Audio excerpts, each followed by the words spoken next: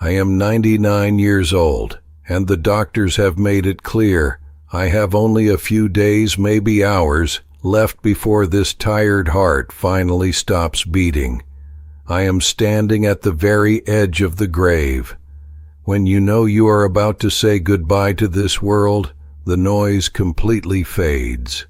The smell of sterile sheets replaces the scent of expensive cologne. The money, the status, the boardrooms, they all turn to dust.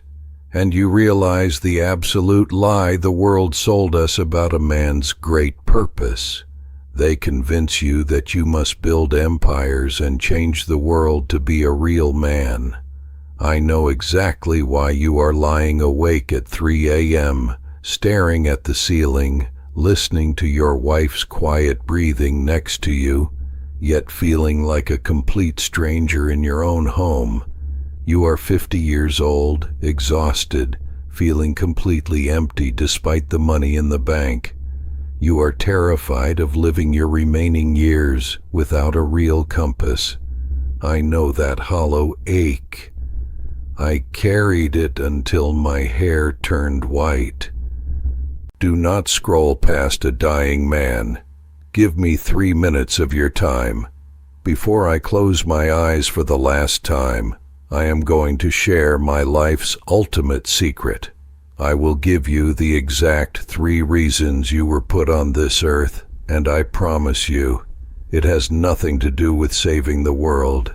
Listen closely, before it's too late for you too. Let me take you back to 1968. I was 41 years old. I was at the peak of my physical strength, building my second company.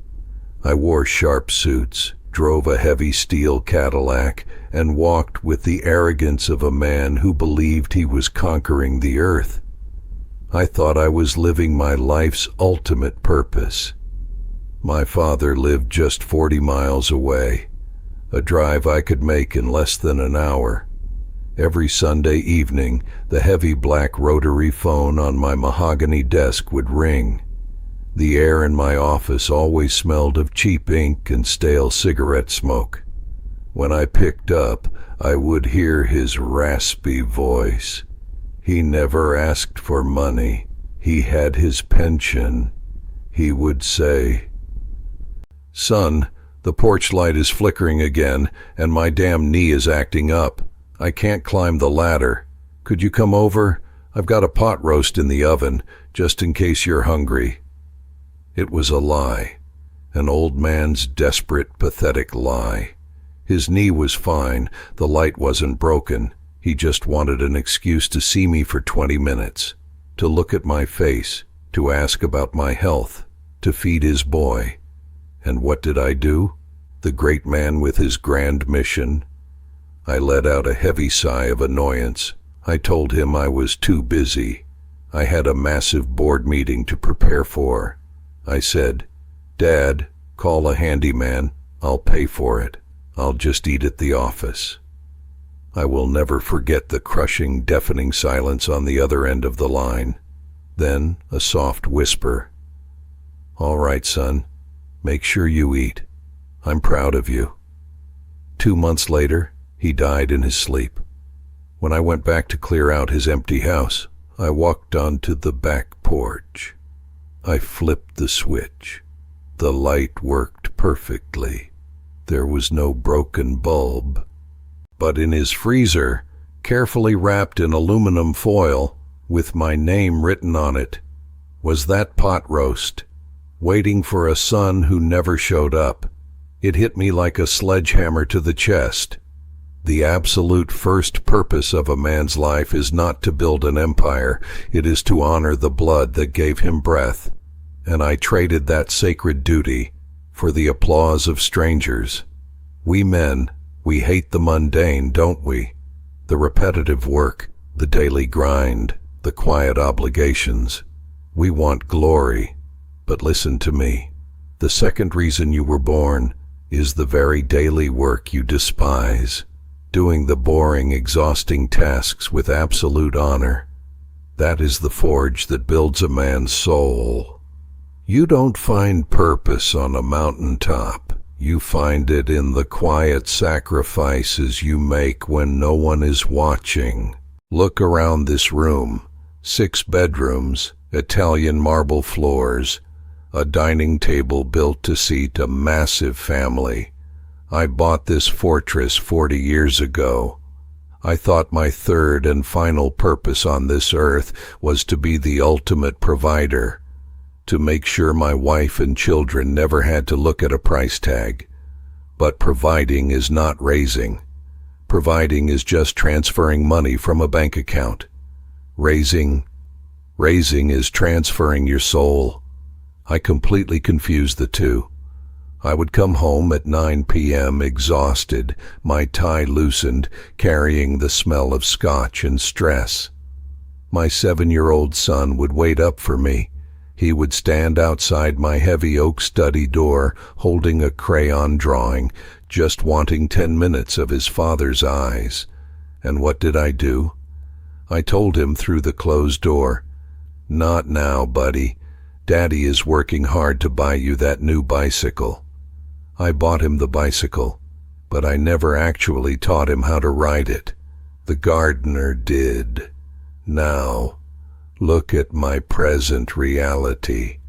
My son is 65 years old, a highly successful CEO, and he is doing exactly to me what I did to my father. He pays for the absolute best 24-hour nurses to change my IV drips. He pays for my premium health care. He makes sure I have everything except him. My phone has been silent for a week. A text message read, but unanswered. He is too busy building his own empire. I built a house out of money, and now I am dying inside it, completely alone. Do you understand the agonizing irony? The third purpose of a man is to raise his children, to plant his character into their hearts, not to just buy them things. You think your kids will remember the expensive vacations or the big house? They won't.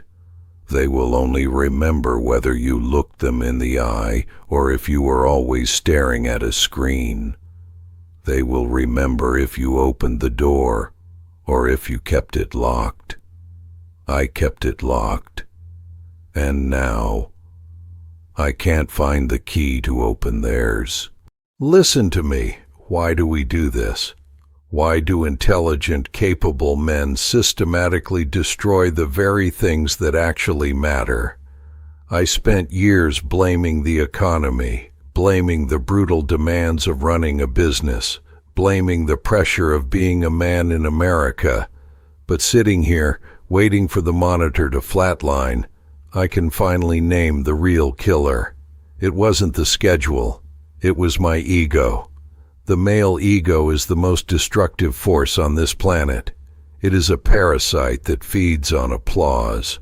It convinced me, and it is convincing you right now, that if you aren't building a massive empire, if you aren't leaving a legacy that strangers will read about in the papers, then you are an absolute failure.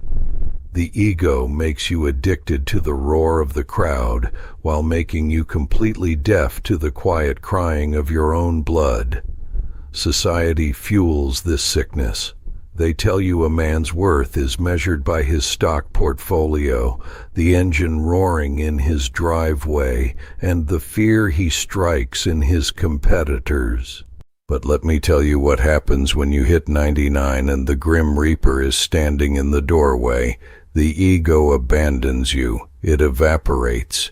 The titles, the gold Rolex, the corner office, they cannot hold your hand when the room goes pitch black. True purpose is not glamorous. That is exactly why most men miss it. True purpose is brutal, quiet, and entirely uncelebrated. No one gives you a damn trophy for swallowing your pride and calling your aging mother. Forbes magazine doesn't write a cover story about the man who grinds through a soul-crushing Tuesday just to put honest food on the table. There are no ticker tape parades for an exhausted father who sits on a hardwood floor just to build a Lego castle with his son.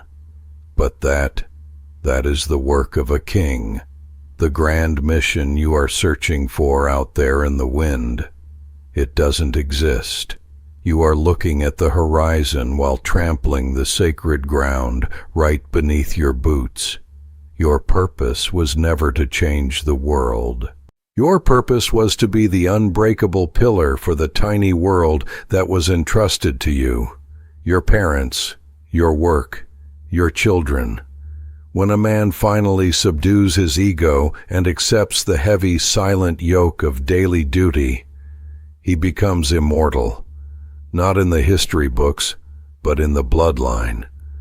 But if you keep letting your ego drive the car, I promise you, you will end up exactly like me, a king of a ghost town, rich in dollars, bankrupt in soul, begging for a second chance that is never ever going to come. My chest is getting heavy. The nurses will be back soon to pump more useless medicine into my veins. My time is done, but yours is still ticking. If you want to escape the ghost town that I built, you must do exactly 3 things today. Not tomorrow, not next week. Today. Number 1. If your parents are still breathing, you get in your car today. I don't care if it's 40 miles or 400. You walk in, you smell the familiar scent of their old house, and you look at their aging faces. You talk to them. If they are gone like mine, you go to their grave, or you look in the mirror, and you swear to honor their bloodline with how you live the rest of your days. Number 2. Tomorrow morning, when you walk into that job you hate, stop acting like a victim. Grip the steering wheel, take a deep breath of that cold morning air, and accept the burden. Treat your daily boring grind as your sacred forge. You are providing. You are surviving. There is absolute, undeniable honor in being the man who simply gets the hard things done without complaining. Stop looking for a stage and start respecting your shovel.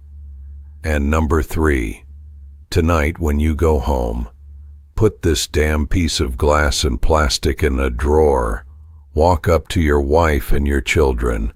Do not buy them anything. Do not promise them an expensive vacation. Just look them directly in the eye, feel the warmth of their hands, and say, I am here, and I am not going anywhere.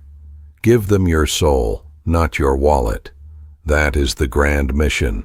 It is so terrifyingly simple that most men spend a lifetime running away from it. When you drop the heavy, exhausting illusion that you need to be a king of the world, you finally become free. You become the unbreakable king of your own home. My coffee is completely cold, and my time is up. Go. Pick up your compass. Make it count. Before your screen goes black too.